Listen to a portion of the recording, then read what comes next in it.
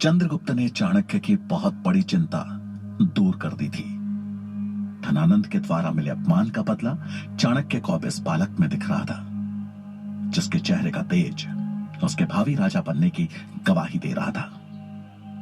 इससे पहले कि चाणक्य उस बच्चे से उसके परिवार, उसके कुल के बारे में पूछते, उस बच्चे ने हाथ जोड़ते हुए उनसे कहा, क्षमा करें, मुझे जाना होगा।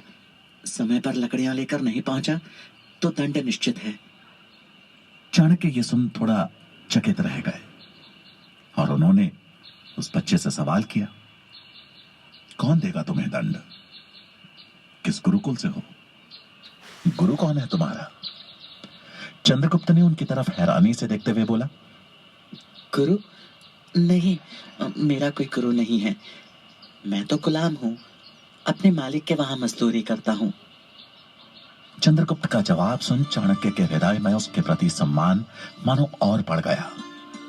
उस बच्चे ने जो साहस और दयालुता का परिचय दिया था, वो किसी श्रेष्ठ गुरु की शिक्षा नहीं, बल्कि गुलामी में अपना जीवन बिताने के बावजूद उसके अपने आदर्श, अपने सिद्धांत थे।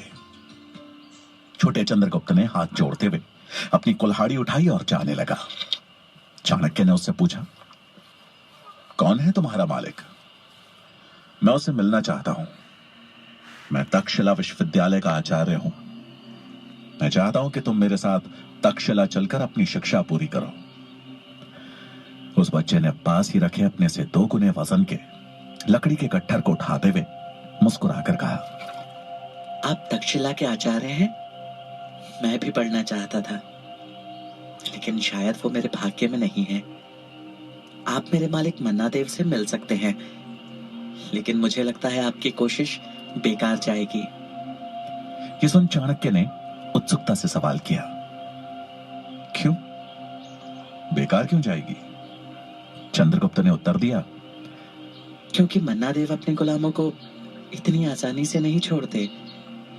फिर भी अगर आप प्रयास करना चाहते हैं तो मैं आपको नहीं रोकूंगा।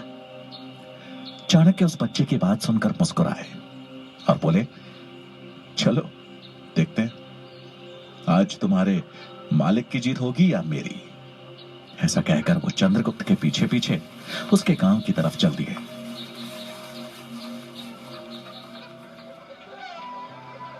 कुछ ही समय में दोनों जंगल के किनारे पे बसे छोटे से गांव में जा पहुंचे। गांव के किनारे पे मन्ना का एक बड़ा सा घर था। पूरे गांव में अलग से दिख रहे एक संपन्न घर को देख चाणक्य को समझने में देर नहीं लगी कि ये मन्ना का ही घर था।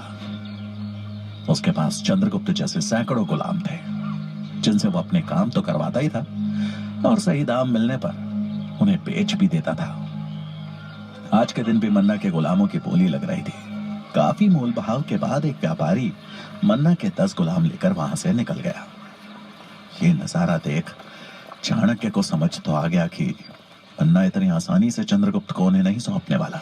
धनराशि गिनते हुए मन्ना की नजर जैसे ही चंद्रगुप्त पर पड़ी तो उसके चेहरे की खुशी को क्रोध में बदलते हुए देर नहीं लगी। वो जोर से चिल्लाया, रात दिन निकाल दिया जंगल में, और वो भी इतनी सी लकड़ियों के लिए। कल तक इसकी 5 गुना लकड़ियां लाएगा, तभी भोजन को हाथ लगाना। मन्ना की बर्बरता राजा धनानंद से कम नहीं थी। वो उतना ही क्रूर और निर्दयी था जितना कि धनानंद। चाणक्य तुरंत उसके पास गए और उसको नमस्कार करते हुए बोले, इस बच्चे का कोई दोष नहीं है, इसको क्यों सजा दे रहे हो? इसने तो मेरी जान बचाई है। मन्ना ने उपहास करते हुए कहा, आपकी जान तो बच गई, लेकिन मेरा तो नुकसान हो गया ना। चुका दीजिए मेरे नुकसान का मूल्य, मैं इसको भोजन दे दूंगा। चाणक्य ने विनती करते हुए कहा, मान्यवर, मैं तक्षशिला विश्वविद्यालय का आचार्य चाणक्य हूं। मेरी विनती है कि अगर आप इस बालक को मुझे शिक्षा देने के लिए मेरे पास सौंप दें तो एक दिन आपको आपका मूल्य का 100 गुना अवश्य मिल जाएगा। चाणक्य की बात सुन मन्ना जोरों से हंसा और बोला, व्यापारी हूं मैं, मुझे सपने ना ही दिखाएं तो बेहतर होगा। जिस दिन उचित धनराशि लेकर आ जाएंगे, ये क्या, इससे बेहतर गुलाम दे दूंगा। और आखिर क्या देखा आपको इस नकारे में? चंद्रगुप्त ने चाणक्य